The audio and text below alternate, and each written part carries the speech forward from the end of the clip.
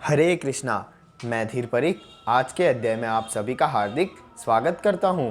पिछले अध्याय में हमने देखा कि किस प्रकार पूर्ण पुरुषोत्तम परमेश्वर भगवान श्री कृष्ण ने अर्जुन को भक्ति योग के बारे में ज्ञान दिया, और इस अध्याय में हम देखेंगे कि कैसे पूर्ण पुरुषोत्तम परमेश्वर भगवान श्री कृष्ण अर्जुन को प्रकृति, पुरुष और चेतना के बारे में ज्ञान देंगे। इसके स्टार्टिंग में ही अर्जुन पूर्ण पुरुषोत्तम परमेश्वर भगवान श्री कृष्ण से ये कहते हैं कि हे कृष्ण, मुझे आप क्षेत्र के ज्ञाता, ज्ञान, ज्ञेय, पुरुष और प्रकृति के बारे में समझाइए।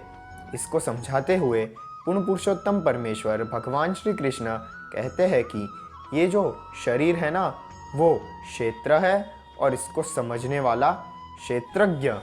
फिर भगवान कहते हैं कि भगवान ही शरीर के ज्ञाता है, शरीर के ज्ञाता और शरीर को समझने को ही ज्ञान कहते हैं।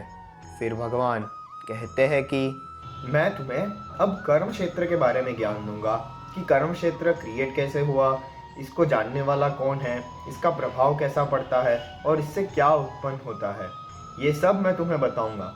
फिर भगवान कहते हैं कि विभिन्न ऋषियों ने विभिन्न वैदिक ग्रंथों में कार्य के क्षेत्र तथा उनके ज्ञान और उनके ज्ञाता के बारे में कहा है, पर कार्य के कारणों के उद्देश्य के बारे में वेदांत सूत्र में कहा गया है।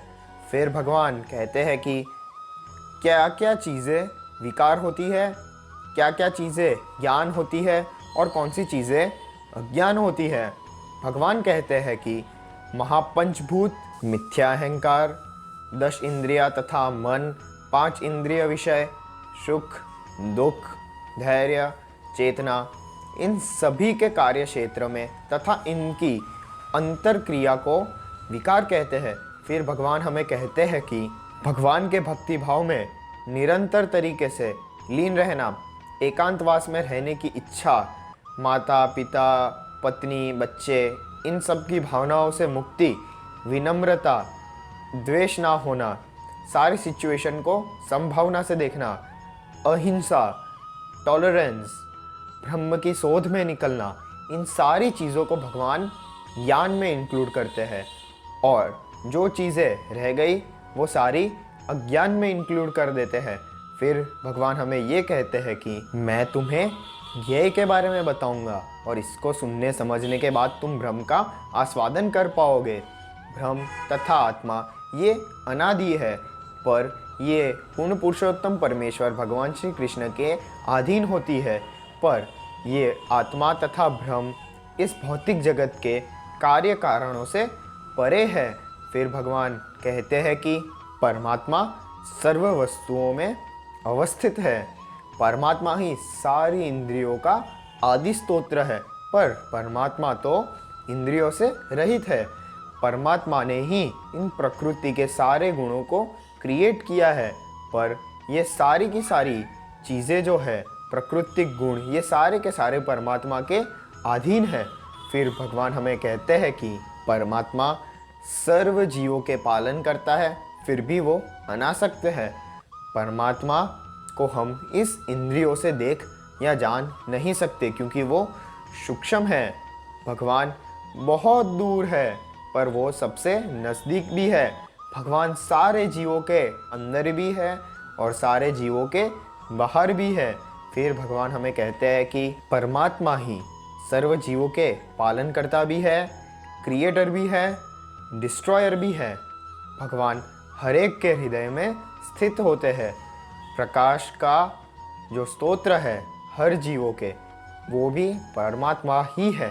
फिर भगवान ये कहते हैं कि अब मैंने तुम्हें क्षेत्र, ज्ञान, ज्ञेय के बारे में समझा दिया, और इसे तो केवल मेरे शुद्ध भक्त ही समझ सकते हैं, और जो इसे समझ जाते हैं वो मुझे मेरे असली रूप में प्राप्त करते हैं। फिर भगवान कहते हैं कि भौतिक प्रकृति के और अनादि जीवों के बारे में, उनके विकार के बारे में समझने को ही प्रकृति कहते हैं। फिर भगवान हमें कहते हैं कि प्रकृति जो होती है वो ही इस सर्व भौतिक जगत के कार्यों का हेतु होती है और इसी की वजह से कोई भी जीव सुख और दुख को भोगता है। फिर भगवान हमें समझाते हैं कि हमें कैसे 84 लाख योनियों में से कोई भी एक योनि मिलती है। ये समझाते हुए भगवान कहते हैं कि पर इन सब के बीच में एक दिव्य आत्मा जो कि ईश्वर है, जो कि भोक्ता है, वो होते हैं जो हर एक में प्रेजेंट होते हैं और वो ही विटनेस भी होते हैं और परमिशन भी देते हैं। वो सर्वोपरि स्वामी भी है और इसीलिए उन्हें परमात्मा कहा जाता है। फिर भगवान कहते हैं कि जो मनुष्य इस ज्ञान को समझ लेता है वो मनुष्य निश्चित रूप से मुक्ति को प्राप्त होता है, फिर भले उसकी वर्तमान स्थिति कोई भी क्यों ना हो। कुछ मनुष्य खुद के ऊपर ध्यान लगाते हैं, कुछ मनुष्य ज्ञानपार्जन से ध्यान लगाते हैं, कुछ मनुष्य निष्कर्म कर्म करके परमात्मा को देखते हैं और कुछ मनुष्य तो केवल भगवान का श्रवण, उनका गुणगान सुन के ही इस मृत्यु और जन्म के चक्रों को पार कर लेते हैं। फिर भगवान कहते हैं कि जो मनुष्य ये जानता है कि आत्मा तथा परमात्मा एक ही शरीर में साथ में स्थित है, जो मनुष्य ये जानता है कि आत्मा और परमात्मा कभी नष्ट नहीं हो सकते और कभी उन्हें किया भी नहीं जा सकता, वो ही वास्तव में सत्य जानता है। फिर भगवान कहते हैं कि जो मनुष्य ये जानता है कि जो भी एक्टिविटी कर रहा है वो उसका देह जो शरीर है वो कर रहा है और शरीर का जन्म भौतिक प्रकृति से होता है, आत्मा तो कुछ भी नहीं करता।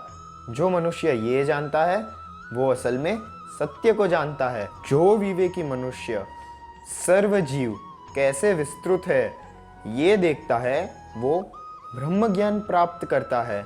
शाश्वत दृष्टि वाले मनुष्य ये जानते हैं कि कैसे दिव्य आत्मा शाश्वत है और भौतिक गुणों के पर है, और वो ये भी जानते हैं कि कैसे आत्मा इस नश्वर देह के साथ संपर्क में रह के भी कुछ नहीं करता और लिप्त भी नहीं होता।